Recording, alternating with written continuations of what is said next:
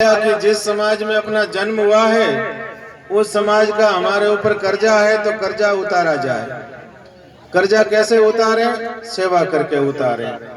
तो हमको लगा कि समाज हमारा अनेक भागों में बिखरा हुआ है, उसको मैं एक जगह पर धर्म के आधार पर संगठित करूं। उसकी प्रथम झलक में आज इस जाजम पर देख रहा हूं। मुझे हृदय से अत्यंत प्रसन्नता है कि आज हम सभी लोग एक जाजम पर विराजमान हैं।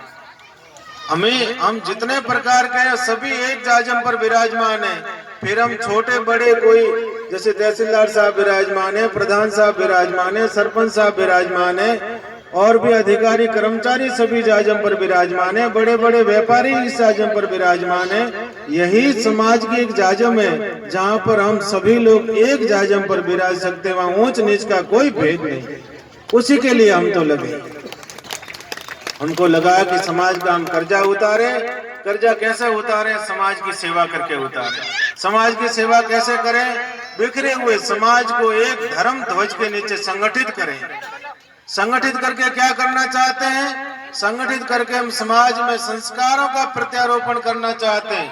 संगठित करके हम समाज को सुशिक्षित बनाना चाहते हैं। संगठित करके हम समाज को व्यसन मुक्त बनाना चाहते हैं। संगठित करके हम समाज को समृद्धिशाली बनाना चाहते हैं। संगठित करके समाज को हम एक धर्म ध्वज के नीचे संगठित करना चाहते हैं। यही श्रीपति धाम का लक्ष्य है। आपके और हमारे जीवन में शायद ये यात्रा पहली होगी और ऐतिहासिक होगी। हमने कभी समाज उत्थान और विकास की इस प्रकार से यात्रा देखी है क्या? बड़े बुजुर्ग विराजे, हमने कभी देखी ऐसी यात्रा कि समाज को एक धर्म ध्वज के नीचे लाने के लिए कोई ऐसा यात्रा का सुंदर स्वरूप बना हो? अपने जीवन में तो कभी नहीं देखी।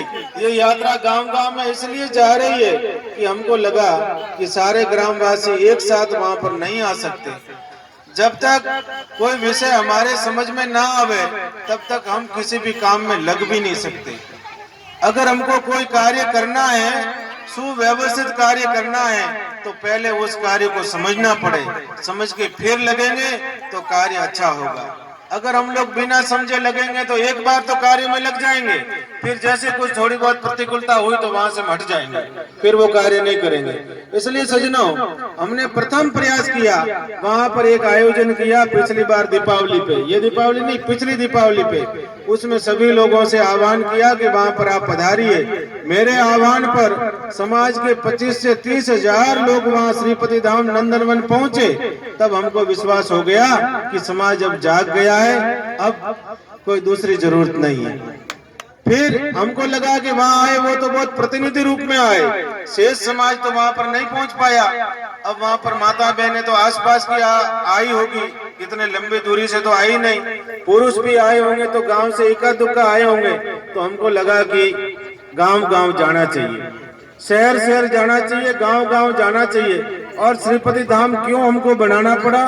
श्रीपति धाम के माध्यम से हम क्या करना चाहते हैं? श्रीपति धाम में आपको क्या क्या योगदान देना है, अपनी अपनी क्या क्या भूमिका निभानी है, उसके लिए हम अभी गांव-गांव की यात्रा कर रहे हैं।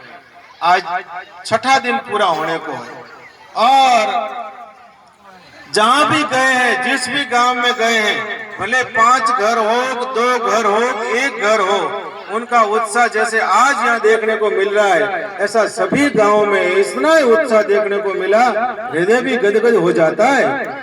धूप होती है, माताएं बहनें अपनी पारंपरिक वेशभूषा को धारण करते हुए सिर पर मंगल कलश उठाए हुए हैं, मंगल गान कर रही है, रथ यात्रा के आगे आगे चल रही है और सुंदर नाच रही है। बड़े बुजुर्ग भी नाचते हैं, बड़ी बड़ी उम्र वाले लोग भी नाच रहे हैं, बच्चे खूब आनंदित हो रहे हैं, युवा खूब उत्साह और जोश से उस कार्य में लगे हैं। मुझे विश्वास हो गया है कि समाज का ये जागरण हो गया है। अब समाज को तो आगे उन्नति के पथ पर ही बढ़ना है, उन्नति के पथ पर ही बढ़ना है।